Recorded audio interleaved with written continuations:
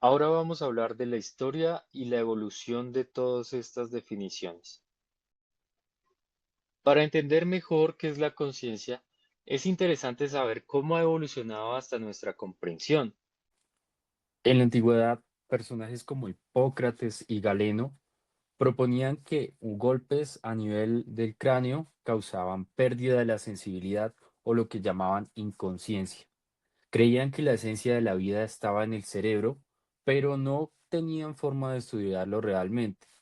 La conciencia era algo místico, casi mágico. Durante la Edad Media se creía que existían unas celdas dentro del cráneo que estaban encargadas principalmente de lo que denominaban sensus communis, el sentido común en el ventrículo anterior, imaginatio, que era como la fantasía que estaba ubicada en el ventrículo medio, y memoria ubicado en el ventrículo posterior. Posteriormente, en el Renacimiento se mantiene esta idea de ventrículos como la sede del alma, pero se combina con observaciones anatómicas directas, sobre todo con ilustraciones de Leonardo da Vinci. En este sistema anatómico de Leonardo, el ventrículo anterior contiene la impresiva como un estándar de referencia para regular la entrada sensorial que principalmente va a venir de la visión.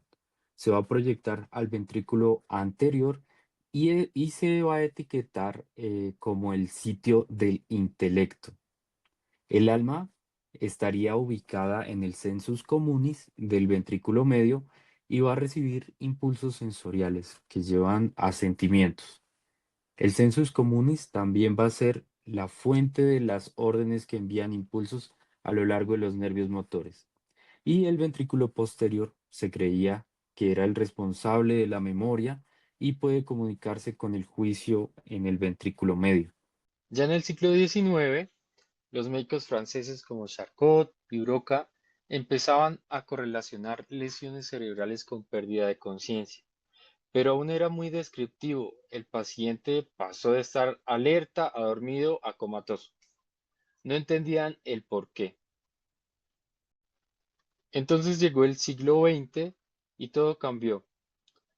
En 1935, Bremer hace un experimento simple pero revolucionario con gatos.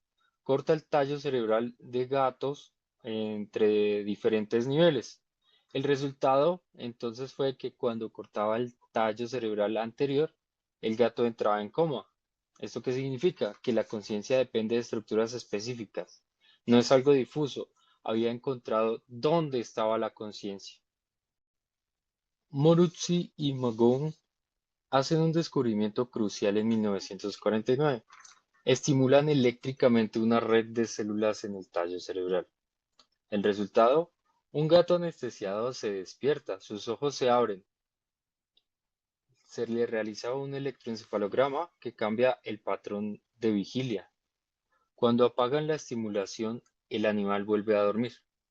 ¿Qué descubrieron? El sistema reticular activador ascendente. Esto fue como encontrar el botón de encendido y apagado de la conciencia. Entonces, en cuanto a su impacto, ahora sabemos que la conciencia no es mágica, depende de circuitos neurales específicos, es algo que se puede estudiar y es algo que se puede alterar o restaurar. Entre el siglo XX al siglo XXI, con el anterior descubrimiento, la investigación presentó un gran auge. En los años 70 a 80, los neurólogos clínicos empezaron a clasificar mejor. Se dieron cuenta que algunos pacientes estaban despiertos pero no conscientes. Se inventó la escala de coma de Glasgow en 1974 que ustedes van a aprender a usar. Entre los años 90 a los años 2000, la resonancia magnética y el PET scan van a revolucionar todo.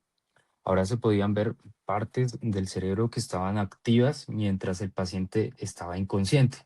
Un descubrimiento sorprendente. Algunos pacientes en coma tenían actividad cerebral y quizás estaban más conscientes de lo que se pensaba.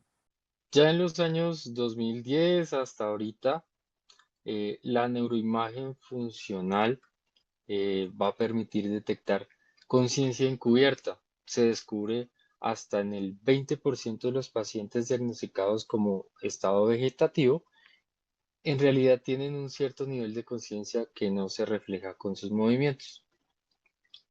¿Qué significa? Que la ausencia de respuesta no es lo mismo que ausencia de conciencia. Esta es una conclusión tan importante que cambió cómo tratamos a los pacientes y cómo hablamos con sus familias.